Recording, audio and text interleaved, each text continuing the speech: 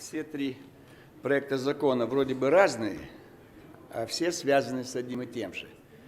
Товары, деньги и люди на нашем пространстве. Конечно, можно любые вопросы задавать, но когда мы задаем вопрос по банку, который еще не функционирует, это все равно, что задавать вопрос про женщину. Пошла в родильный дом, мы обсуждаем поведение ребенка. Ну пусть он родится, пойдет в школу, потом будем обсуждать, смотреть. Банк еще никаких расчетов ничего не производит, еще вообще его нету, а мы уже обсуждаем, а вот как там будет, да будет ли другая валюта, и как на это посмотрят чужие дяди и тети. Поэтому надо, видимо, нам чаще выступать по тем законам, которые дают уже результат для размышления, а не то, что будет в будущем. Последний закон о освобождении регистрации граждан Армении на территории России. А мы задаем вопрос об убийстве на территории Армении. Ну какая связь? Об этом молчать надо. Ну один раз ЧП случилось, и все, и забыть нужно об этом. А мы вспоминаем. И когда международные договора регулировали преступную деятельность, что будет договор, и никто никого не убьет, что ли? Не изнасилует, не украдет, для совершения преступлений никакой правовой базы не надо. Есть она, нет ее и последствия. Это простой договор. Там нет ничего про экстерриториальность. Если бы договор был о нахождении наших военнослужащих на территории Армении, можно было бы как-то расширить. А как там будет обслуживающий персонал, какова ответственность в случае преступлений. Этот договор только о том, что армяне приезжают в Россию и больше не регистрируются, как это делают белорусы и жители Казахстана. Вот в 4-й стране мы снимаем ограничения для регистрации. Хорошо ли это или плохо? Наверное, плохо. Мы, конечно, поддержим. Но в данном случае как раз надо было вопрос какой задать. А не увеличит ли это число преступников, прибывающих в нашу страну? Теперь им не надо регистрироваться. Русским тяжело спрятаться в Армении. Его видно, что он не армянин. А вот оттуда вал дополнительной преступности при отсутствии любой регистрации, это может иметь место. Но самое главное, что мы опять начинаем сначала. Была Российская империя, и не было никаких вопросов. Одна империя, все подданные. Был Советский Союз, была одна промышленность, 1 рубль и одна прописка для всех, независимо от национальности. Есть прописка, ты человек, нет прописки, тебя могут остановить. Сейчас опять в 1 класс идем. Вот на предыдущей ратификации была происхождение товара. Но там технические параметры. Вот здесь хвалим иногда Китай. А сегодня спайсом кто травит нашу страну?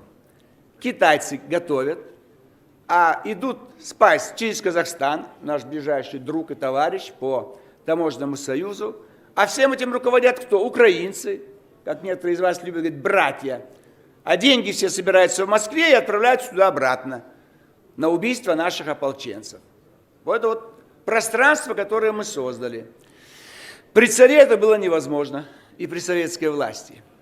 Поэтому у демократии и у рыночной экономики есть большие отрицательные последствия, когда можно безнаказанно травить население другой страны. Поэтому здесь, конечно, касается только Армении, но в перспективе это касается уже произведено для Белоруссии и для Казахстана. И мне кажется, пока больше отрицательного. Выигрывает Казахстан, Белоруссия и Армения. То есть мы повторяем модель СССР. Все за счет России. Спайсы нам давайте, водку паленую нам давайте. Ваши преступники к нам пускай переезжают, им хорошо и спрятаться. Русский язык, а страна многонациональная. В Армении не спрятаться. Кстати, Армения одна из первых добилась мононационального государства. Моно. Там никого нет других, кроме армян. В Азербайджане сотни тысяч русских остались, в Средней Азии сотни тысяч, в Казахстане вообще было 60% русских. А Армения очень быстро освободилась, моментально. Чуть ли не прикладами в спину. Давай. Там поезда уже не ходили, новый аэропорт и самолет. Конечно, можно закрывать глаза на все. Я противник того, чтобы нам вспоминать что-то отрицательное, но я противник того, что мы все время строим государство, как дети в детском саду. Или руки не те, которые строят, или детали не те, или автор проекта не тот. Вот все время строим. Вот сколько документов принимаем. А в это время контрабанда идет и идет. Вся наша западная граница из-за Беларуси открыта. Потому что здесь у нас нет границы с Белоруссией. А контролировать белорусско-польскую границу мы не можем. То же самое СНГ, все наше открыто. У Туркмении открыто все с Афганистаном, а у Туркмении с Казахстаном и у Казахстана с нами тоже все открытое. Реально мы раскрыли все свои окна, двери, границы. И всякая гадость ползет со всего мира в нашу сторону. Это вот опасное вещество. Это, конечно, мы будем ратифицировать все. Но когда-то мы можем научиться строить государство, чтобы ни у кого мысли не появлялось, разрушим все до основания, а потом построим. Вот потом не получится построить. Потом будут войны, жертвы и все остальное. Поэтому к государству прикасаться нельзя. Вот пример Украина. Год назад более-менее на троечку было государство. Сейчас на двойку с 10 минусами. Нет ни государства, ни армии, ни правопорядка, ничего нету. Пенсии, зарплаты, газ, свет. Полная анархия. Это то, что американцы показали, что славяне не умеют управлять своим государством. Советская модель не годится для них. Рыночная не годится.